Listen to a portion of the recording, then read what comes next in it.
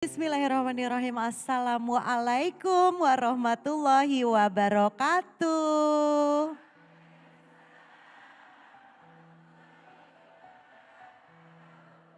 Senang sekali alhamdulillah ya kita bisa berkumpul di Masjid At-Thohir Depok ini bersama saya Meisya Siregar yang pastinya mendampingi Ustadz kita Ahilman Fauzi. Assalamualaikum warahmatullahi wabarakatuh. Waalaikumsalam warahmatullahi wabarakatuh. Senang banget kita akhirnya ketemu di mana nih Bunda? Di kajian hati. Tenangkan hatimu. Dan episode kali ini kita punya tema yang bagus sekali yaitu langit menyimpan rencana dan bumi menjalani takdir. Baik dengan tema ini pastinya banyak sekali yang dialami oleh bunda-bunda yang hadir. Bunda, langit punya rencana, bumi punya takdir. Setiap di antara kita harus beriman kepada qadha dan qadarnya Allah Subhanahu wa ta'ala. Bagi orang beriman, tidak ada kejadian yang menimpa dalam kehidupan kita kecuali semuanya itu adalah kebaikan. Betul?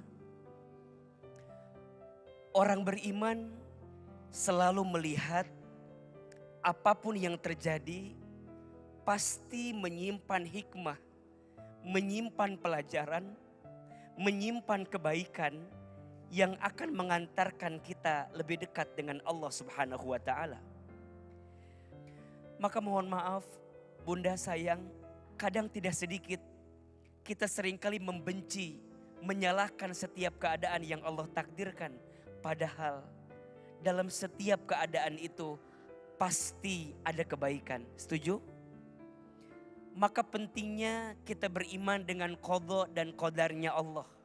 Qadha itu adalah segala ketetapan yang telah ditentukan oleh Allah sebelum kita dihadirkan dalam kehidupan. Hidupnya kita, jodohnya kita, rezekinya kita, bahkan matinya kita jauh sebelum kita hadir sudah ditentukan oleh Allah Subhanahu wa ta'ala. Yakin atau tidak? Itu namanya qadha. Tapi nanti ada yang kedua namanya qadar. Qadar itu segala sesuatu yang ditentukan oleh Allah yang ketentuannya dihadirkan setelah kita menjalani kehidupan ini. Maka izin qadar itu nanti akan jadi sesuatu berubah dari qadar jadi takdir. Setiap kita punya qadarnya masing-masing. Dan setiap kita pun punya takdirnya masing-masing. Takdir dibagi dua. Satu, ada yang disebut dengan takdir mubrom. Dua, ada yang disebut dengan takdir mu'allaq. Takdir mubrom adalah segala ketentuan yang kejadiannya tidak melibatkan usaha manusia. Contoh, Bunda gak bisa milih orang tuanya siapa. Betul? Kita gak bisa milih kita ingin punya keturunan seperti apa. Tidak. Itu adalah ketentuan yang Allah hadirkan untuk kita pahami yang tidak melibatkan usaha kita. Tapi ada yang kedua namanya takdir mu'allaq. Segala kejadian yang ketentuannya melibatkan usaha manusia. Jodoh kita, rezeki kita ingin jadi seperti apa, sukses tidaknya kita dalam urusan dunia, itu ditentukan melibatkan usaha manusia. Maka mohon maaf, kalau ada di antara kita yang mendapatkan takdir baik, hakul yakin itu dari Allah. Tapi mohon maaf, kalau ada di antara kita yang mendapatkan mungkin takdir yang tidak baik, ingat, jangan pernah menyalahkan Allah. Karena boleh jadi takdir yang tidak baik itu diundang karena perilaku kita. Wama asobaka min hasanatin faminallah. Wama asobaka min sayyiatin faminafsik. Apa-apa yang baik datang dari Allah. Dan apa-apa yang buruk itu ditentukan oleh nafsumu, oleh perbuatanmu. Maka bunda sayang, jangan pernah membenci keadaan. Boleh jadi sesuatu yang tidak kita senangi, boleh jadi itu yang lebih baik dalam pandangan Allah Subhanahu wa ta'ala. Dan sebaliknya, boleh jadi sesuatu yang kita sukai, tapi boleh jadi itu adalah sesuatu yang buruk dalam pandangan Allah Subhanahu wa ta'ala. Mudah-mudahan kita semua mendapatkan takdir yang baik dalam kehidupan kita. Amin ya rabbal alamin. Kajian hati, tenangkan hatimu. Dan sekarang kita masuk ke sesi tanya jawab. Boleh tunjuk tangannya, ada Mbak Gege. Francisca, silakan. Assalamualaikum Pak Ustadz, Teh Mesya. Nama saya Gege dari Cianjur. Jadi Ustadz, saya pernah menikah jadi istri kedua sampai punya anak 3. Itu selama 10 tahun. Kami bercerai karena dia sudah tidak bisa menafkahi. Dan akhirnya saya menikah lagi dengan salah satu pengusaha di Cianjur. Kalau sebelumnya saya menikah yang 10 tahun itu permasalahan ya jarang lah. Cuman waktu itu karena saya sudah ditalak, akhirnya saya menikah lagi sama yang di Cianjur.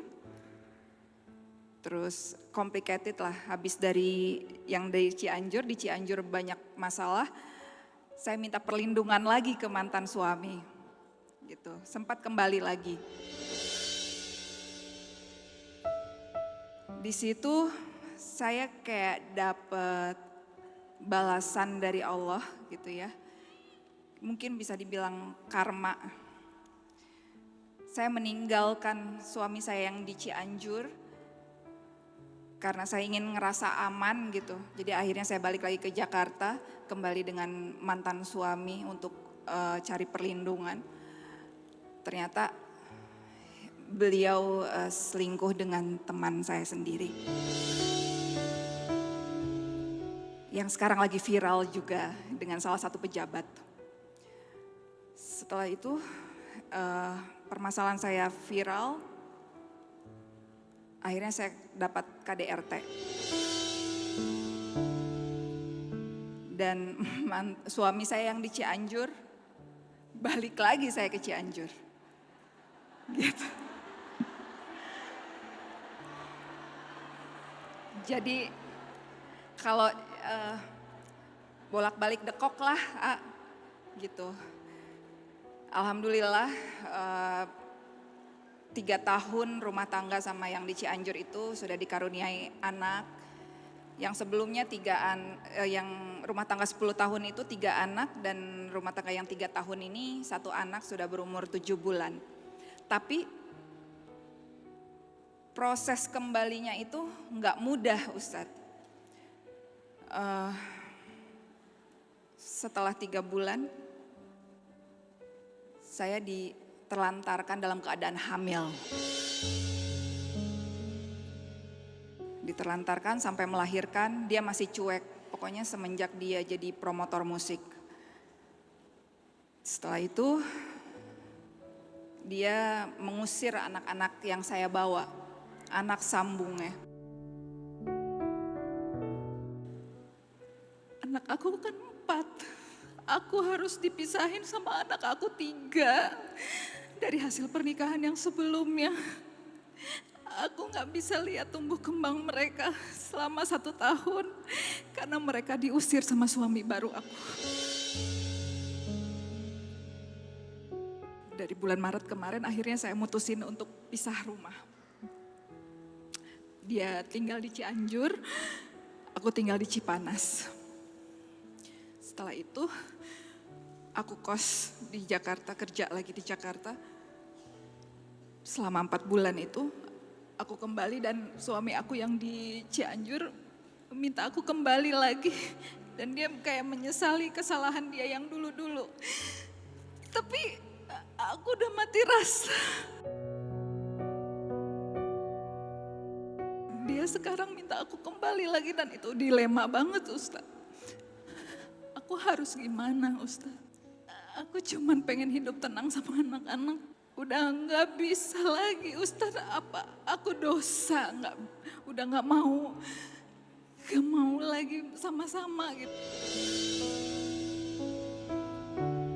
Berarti sekarang statusnya Mbak Gege dengan suami yang Cianjur ini belum Iya, ada kalimat pisah atau status cerai? itu udah nggak terhitung.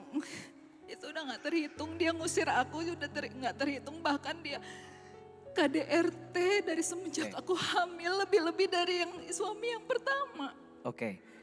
Cuma kan kalau yang suami yang pertama kan memang anak-anak juga sama istri yang tua memang bareng-bareng kita ngurusin. Kalau misalkan aku lagi kerja, lagi syuting, anak-anak suka aku titipin ke yang tua gitu.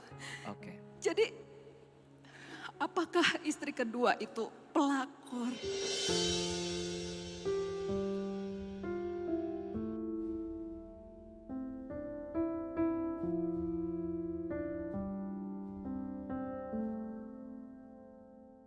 Bunda,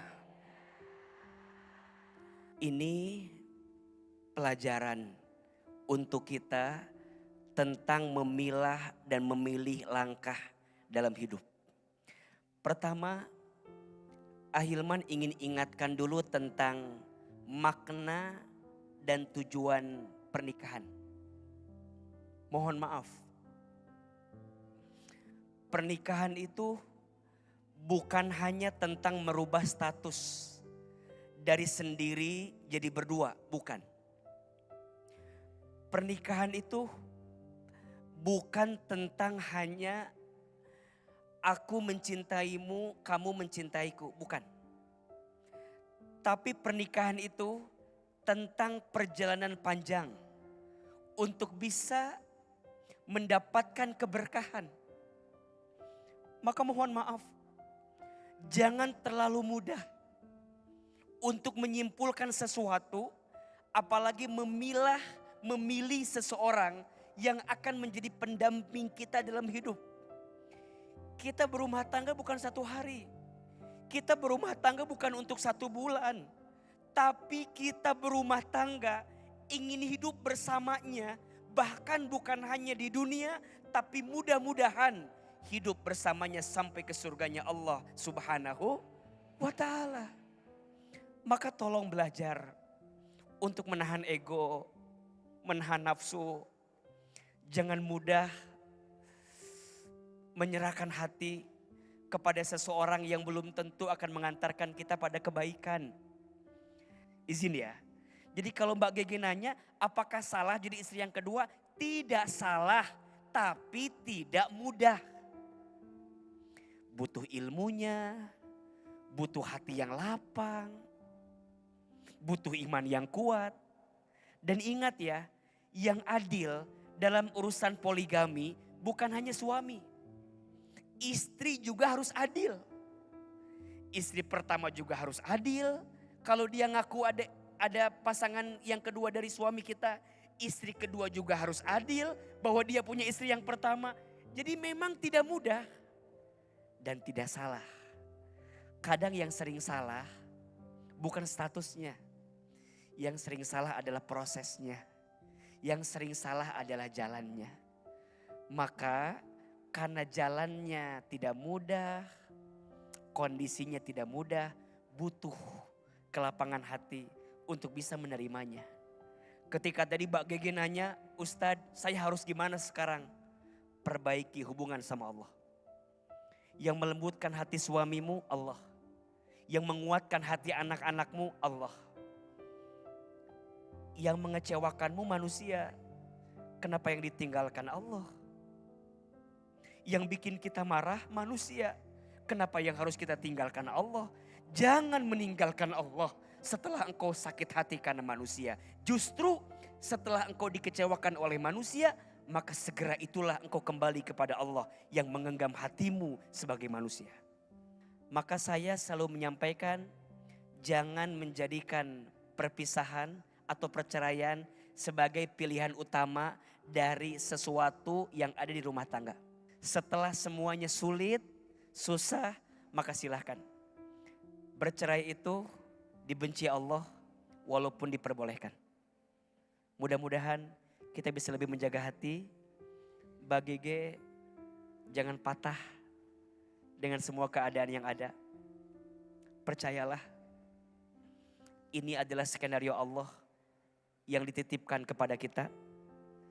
Semoga ke depan bisa memilih yang terbaik dalam hidup. Dan pemirsa Trans TV yang sedang diuji dengan ujian yang berat, semoga hadirnya kajian hati bisa melapangkan hati dan bisa jadi jawaban atas semua luka hati yang pernah kita rasakan. Insya Allah. Ternyata jadi yang kedua itu harus banyak sabarnya, banyak ngalahnya dari segi waktu. Ya soal adil, tidak ada manusia yang sempurna. Nah, sebelumnya juga aku minta maaf sama keluarga suami, keluargaku juga yang ya mungkin terzolimi karena tingkah laku aku, tersakiti karena tutur kata aku, terus sama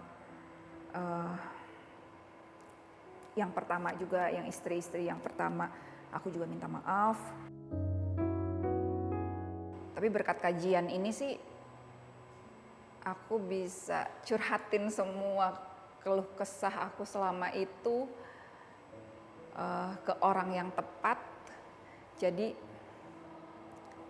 udah agak lega.